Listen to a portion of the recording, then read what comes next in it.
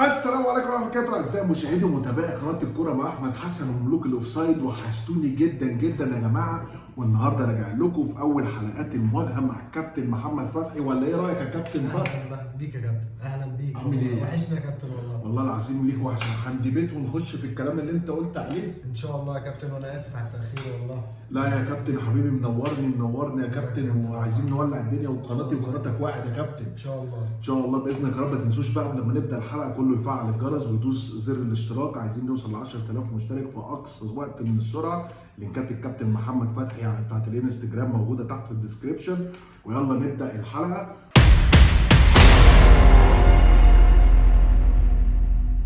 ونبدا المواجهه النهارده في الحلقه الاولى من اول حلقات المواجهه ما بيني وما بين الكابتن فتحي. ودلوقتي بقى عايز كل الناس اللي في الكومنتات تخش ومتابعانا تقول ايه رايها في اللي احنا هننسيره دلوقتي. ان الراجل ده ما بيشجعش الدوري المصري خالص، ومقاطع الدوري المصري ومتابع الدوريات الاوروبيه، وبيقول لك ما فيش كوره في الدوري المصري، صح كده؟ انت كده بتحرجنا يا كابتن والله، وهتخلي الناس تشتمنا كلنا. لا ليه ما في غيرك على فكره، في ناس زيك كتير والله العظيم. يعني في ناس عندي متابعين بيجي يقول لك اتكلم على الدوري الانجليزي واتكلم على الدوري الاوروبي. فانا جايب راجل خبير متابع الدوريات الاوروبيه مش كلها. راجل خبير يعني يا كابتن يعني. الناس هتقيم وهتقول والله ما تقلقش. ربنا يخليك. الله يخليك. امورني. قول لي بقى انت دلوقتي شايف ايه في الدوري المصري؟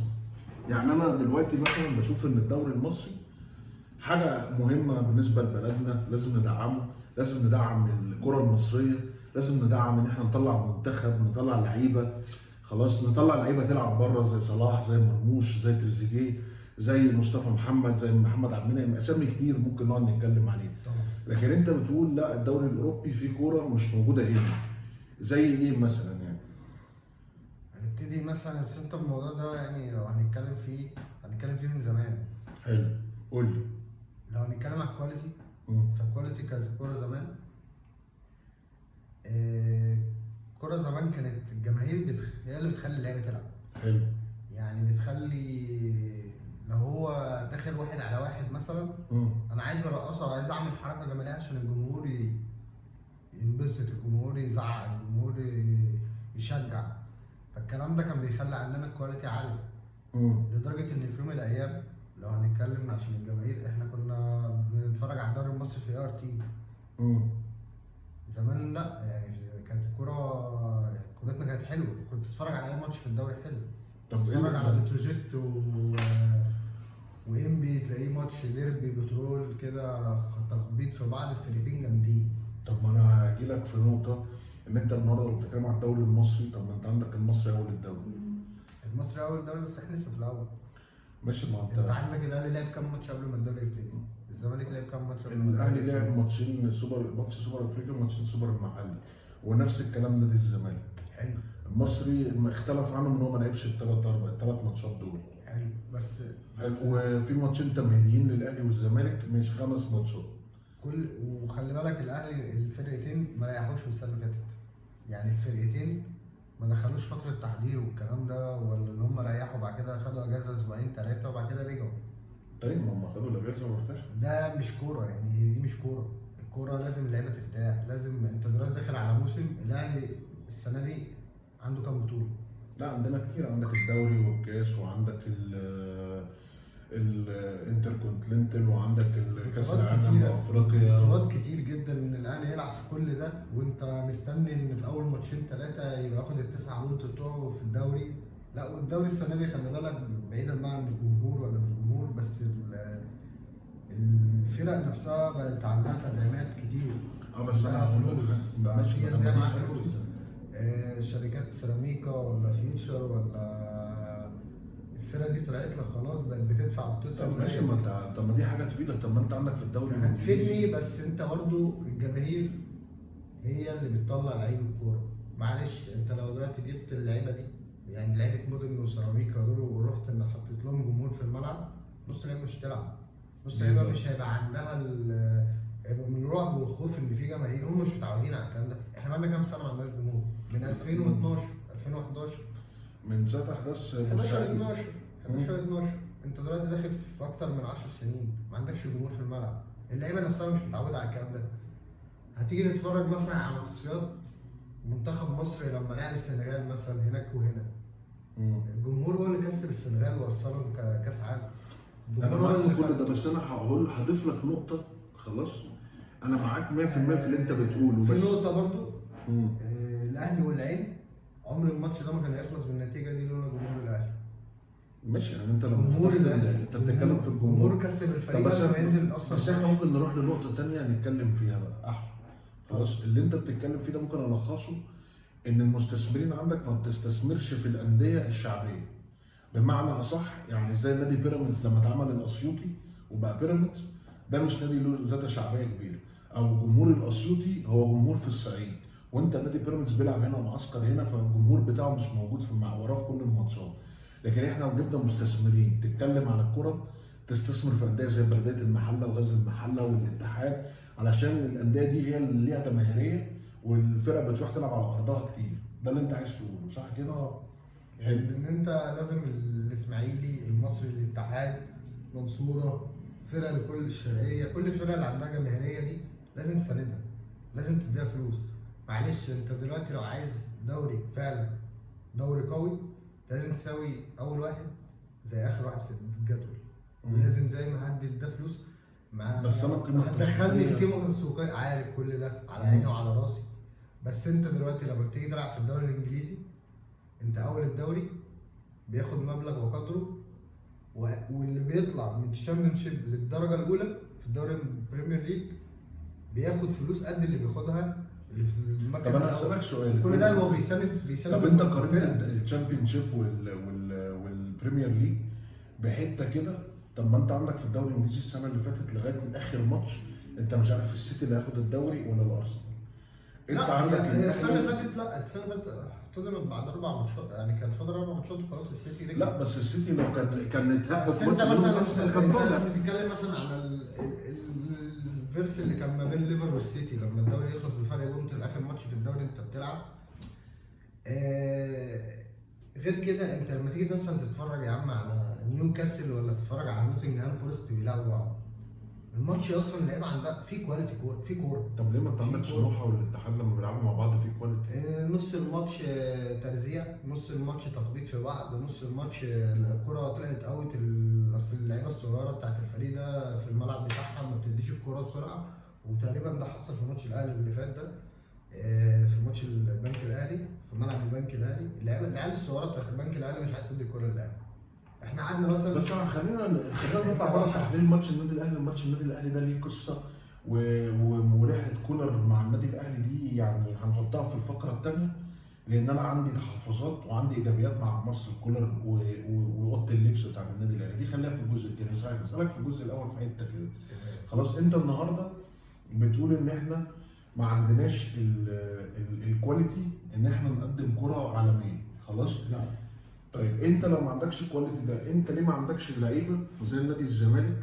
انا هكلمك بقى اللعيبه اللي هي اللي بملايين، نادي الزمالك، نادي بيراميدز، سيراميكا كليوباترا. ليه ما بيجي بس اللعيبه بس بتاعت الزمالك؟ لا الزمالك انت عندك زيزو، شيكابالا، عبد الله السعيد، ناصر ماهر، عندك عواد، عندك معدل العمر بتاعهم كام سنه؟ بتتكلم في الثلاثينات. طب ما ده الاهلي، ده مش فريق بينافس على دوري وعلى معلش كل اللعيبه دي على راسي من فوق. عبد الله السعيد ده احسن لعيب جه بص، بس ماشي. هل انت محتاج 6-7 لعيبه في نص الملعب؟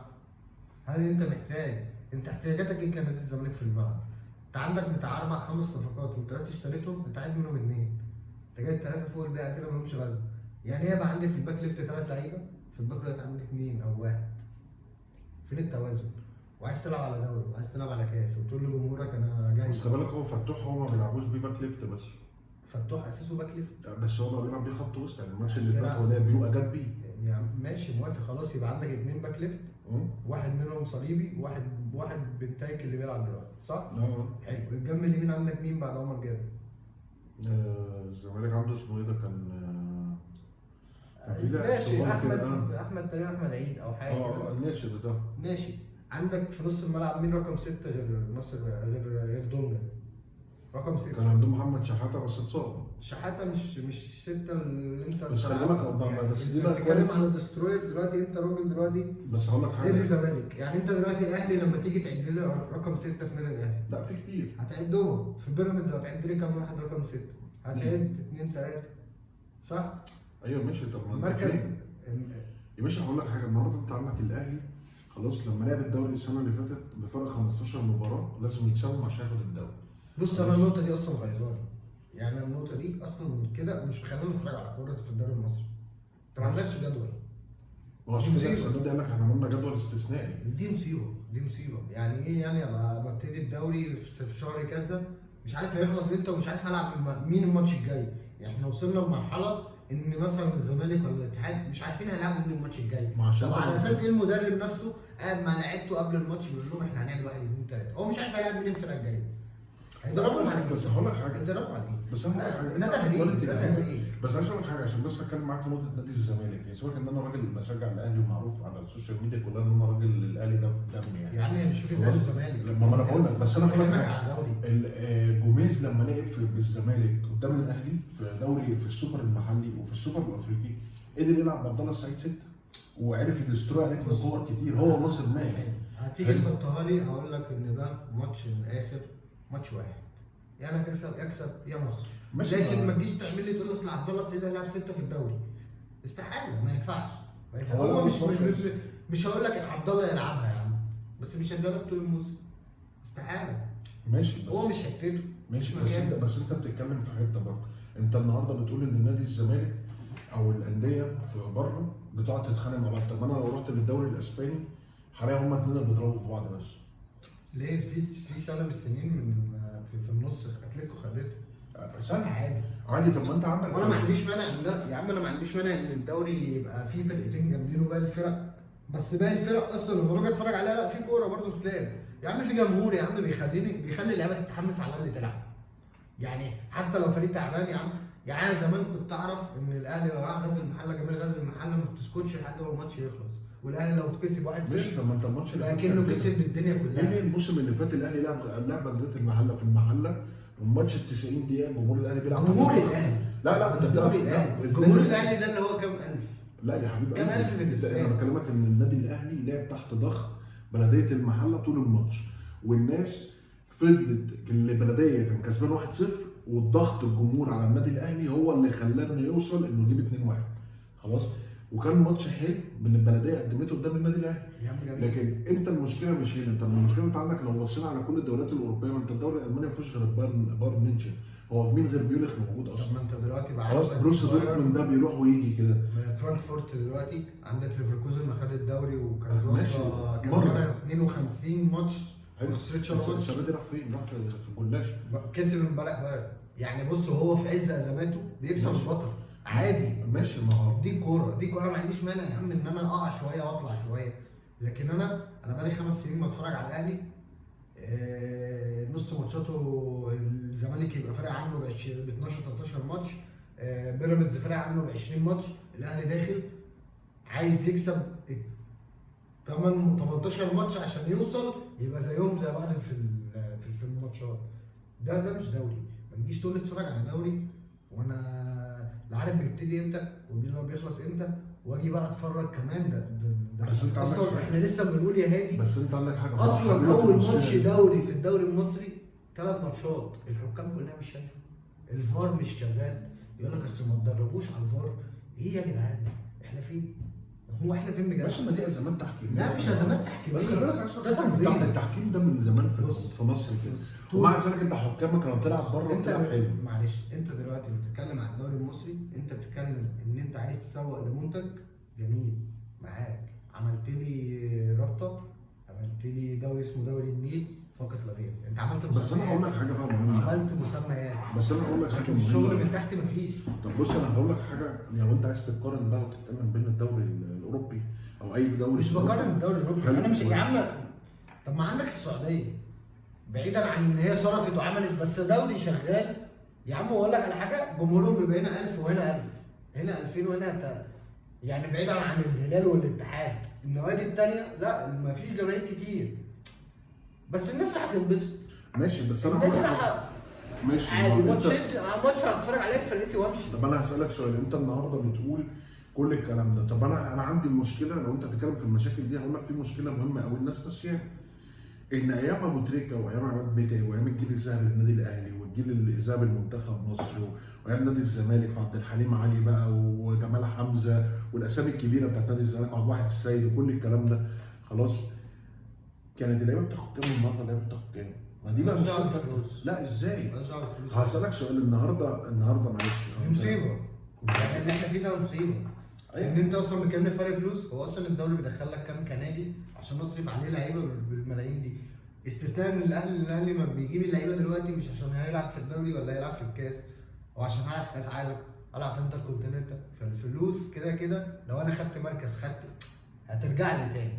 حلو. ما عنديش مانع ان انا اجيب اجانب زي دي، لكن انت كدوري انا دلوقتي لما اروح خناقه زيزو مع الزمالك ان انا عايز 100 مليون وعايز 120 مليون، هي خلي بالك مش انت خناقه، هو معلش انت دخلت النادي كام؟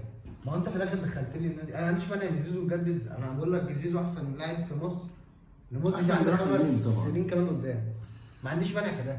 ماشي بس انت دلوقتي بتحسب ان انا اللعيب ده عندي هيجيب لي كام؟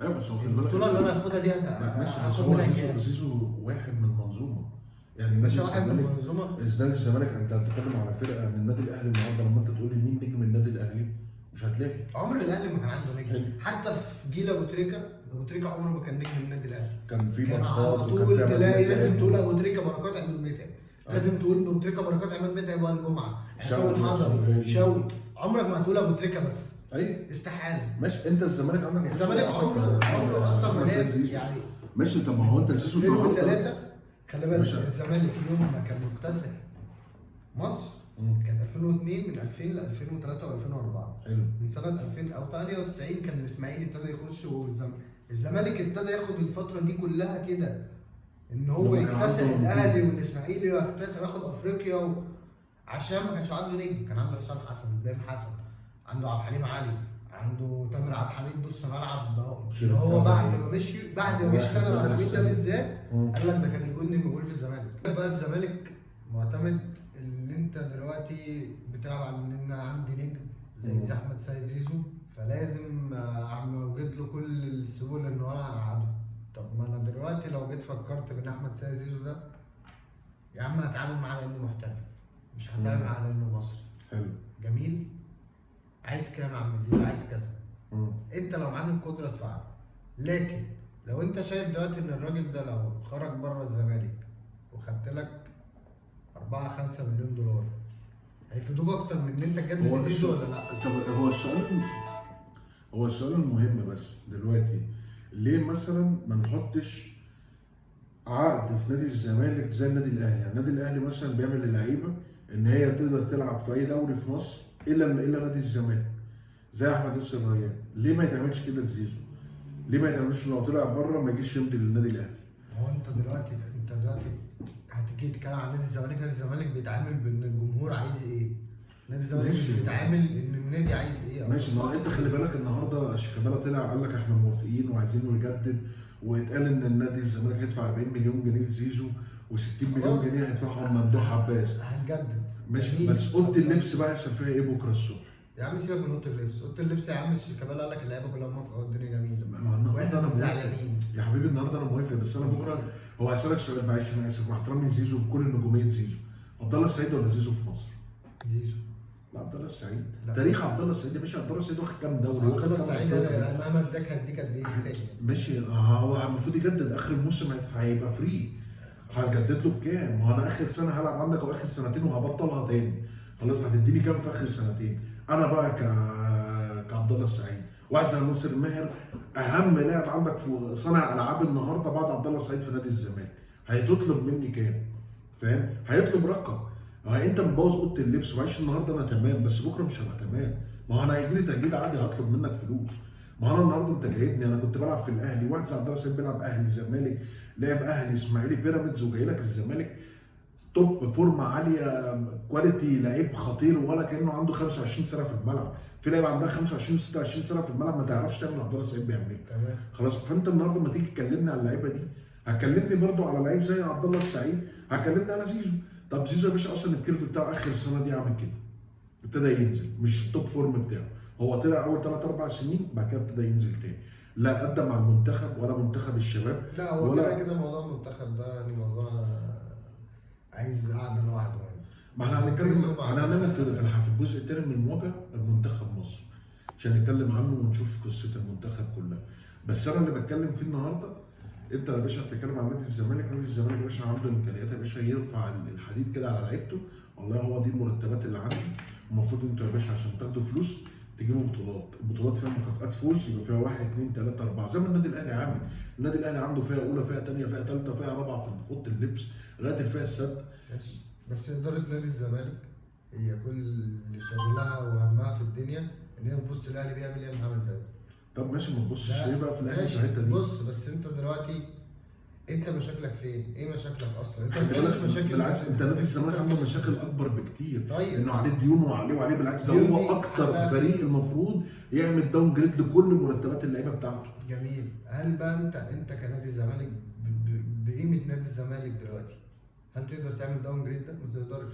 دي ما تقدرش، انت الداون جريد ده يا يوقعك. باشا هسألك سؤال يا باشا، زمان يا باشا كان بيلعب في الاهلي وفي الزمالك، حسن شحاته لعب في الزمالك، فاروق جعفر لعب في الزمالك، كانوا بيحبوا نادي الزمالك، ما كانوش بيحبوا فلوس نادي الزمالك. ده كان زمان. ده حب الكيان يا باشا، ما هو ده اللي كان بيميزك اصلا عن الكره الاوروبيه ده كلها. كان زمان. النهارده تقول لي دوري احترافي يا باشا، هقول لك طب ما انا النهارده ممكن اروح افوق مع كل لعيبه الزمالك واجيبها النادي الاهلي، لا. او اوديها بيراميدز، اوديها سيراميكا، اوديها مليون فرقه ثانيه. طب الكلام ده كان زمان، دلوقتي لا، دلوقتي الموضوع اختلف، دلوقتي بقى الموضوع بقى هتديني كام هديك. طب ماشي، يبقى انت كده بتأكد فكرتي ان احنا هنروح لان اللعيبه بتاعت نادي الزمالك ما بقاش عندها انتماء لنادي الزمالك. محدش يبقى هي- عنده انتماء، ولا لعيبه الاهلي عندهم انتماء للاهلي. حلو، بس انت في عندك لسه في حاجه اسمها في النادي الاهلي اسمها روح الفانيلا الحمراء، دي موجوده جوه النادي الاهلي ولن تتغير. بص انا بمعنى خلي بالك من دي من النقط اللي مخليني ما بحبش اتفرج على الدوري. انت بتاخد اللعيب على ان هو ابن النادي. يا عم مفيش حاجه اسمها ابن النادي. يا حبيبي يا عم ترينت الكسندر ارنولد اهو ابن الاكاديميه، واخد دوري، واخد شامبيونز ليج، وخلاص قال لك انا مش هجدد. وهي ماشي. حد بقى طلع من الجماهير قال لك لا ماشي، مش طب ما انت خلاص عندك يا لعيب باشا، كوره. طب أصل ثانية، أنا انت لعيب عندك كورة. لما مدريد جه كان مش عايز يجدد لبنزيما، بص بنزيما مشي، لكن هل- مودريتش هل- كان في هل- ريال هل مدريد انت- النهارده لغايه النهارده، هو مودريتش بقى كام سنه في ريال مدريد. يا عم حلو. حلو، كريستيانو لولا ان اختلفوا على الفلوس عشان هو عايز يروح مانشستر وراح اليوفي والقصه اللي هو عملها دي، وبعدها راح السعوديه، ما كان هيجدد في الريال. ميسي لما قال لهم برشلونه يطلع مش هنقدر ندفع لك رقم معين مشي، لكن ميسي طول حياته بارسا. ما هو انت لما تبص للنجوم طب ماشي، هل برشلونه وقفت؟ هل برشلونه ما خدتش بعدها دوري؟ لا خدت وما اتاثرتش هل بس. هل انت بقى لما تيجي تمشي زيزو هتقع كام موسم يعني؟ هتقع موسم؟ لا انا هتقع موسم كتير لأن لا أنا ليه معلش. ليه ليه ليه؟ ما هو نادي الزمالك هو انا سيزون. دلوقتي زيزو ده لو فكيت بفلوس دلوقتي حطيتها في الديون اللي عليا، وجبت لي 3 4 لعيبه كمان، وقلت للجمهور زي كل سنه ما بقول لهم يا جماعه الموسم ده احنا بنبني نفسنا ومش مستنيين بطولات، وفي الاخر الزمالك بيفاجئك وبيجي ياخد البطوله في الاخر.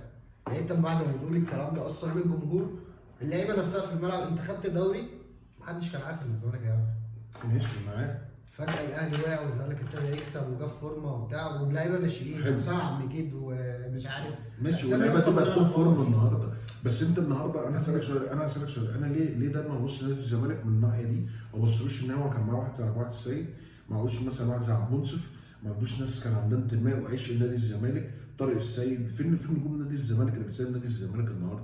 احنا بنساندهم في الاعلام، غيرك بقى ان انت لو دخلت في قصه الاعلام دي انا هوريك بقى مهازل في الاعلام المصري. عندنا التطبيل طالع فاهم على ابوه، في قنوات بتطبل، في قنوات بتحاول انها تكون محايده، لكن في برامج انا واحد من الناس بشوفها، وفي ناس بتكره النادي الاهلي والنادي الزمالك من قلبها كره، ما ينفعش ان هو يوصل. يعني انا ما عنديش مانع ان انا راجل النهارده اهلاوي اتكلم حلو عن النادي الاهلي، اتكلم عن الخصم بتاعي او المنافس بتاعي، لان هو مش خصم هو منافس معايا في كل البطولات بكل احترام وبكل ادب، لان في الاخر انا بنقل صوره النهارده للجمهور اللي بيتابعني على السوشيال ميديا في ان ازاي احنا بنتكلم بالفكر وازاي نتكلم في الكوره، وفي الاخر معلش انا اسف كل لعيبه مصر دي كلها صحاب بره على يا القهوه عم مش الكوره دي في الاخر حلو. اسمها هي شغلانه لعبه كره القدم، لعبه ماشي، وشغلانه عادي كله بيتنافس، لكن في الاخر كلنا هنروح صحاب. ونجري، هي لعبه. ماشي انا معاك، ما ده اللي انا بقوله لك. انت بقى النهارده بتشجع انت نادي، انا مشجع نادي، انت نادي بيكسب بتاعك، النادي ساعات بيخسر، انا بكسبك انت بتكسبني، في الاخر احنا بنلعب. حلو. فملاش بقى فكك من الاعلام وشغل الاعلام، وان الاعلام نفسه هو خلي بالك اللي بيعمل الشراره. طب بص انا هقول لك حاجه، الحلقه دي نازله المفروض ان شاء الله باذنك يا رب بكره. ان شاء الله. خلاص احنا بنصور النهارده يا جماعه يوم الاربعاء، ان شاء الله الحلقه دي موجوده على اليوتيوب يوم الخميس. خلاص يوم 5/12. تمام.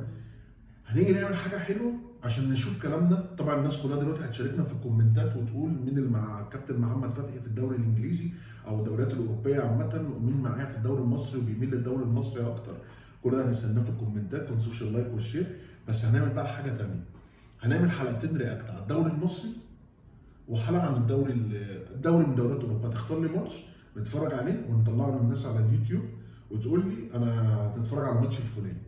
خلاص؟ تمام. يبقى الناس هتستنى الحلقه الجايه رياكت على الدوري الاوروبي ماتش وماتش على الدوري المصري. ماشي. خلاص، ونشوف بقى فرق الكواليتي وفرق السخونه. بس انت راجل بتشجع في الكوره، طلع حقيقتك يعني، ما تخنش قدام الكاميرا ولا قدام الجمهور ان انت ايه الكوره بقى عشان الدوري المصري مش عايز تبان بقى ان انت ما تتفرجش على الكوره وتتحمس. لا، هتفرج عايز عادي. باور وعايز كل الدنيا حلوه. هتفرج وهقول لك وهنشوف.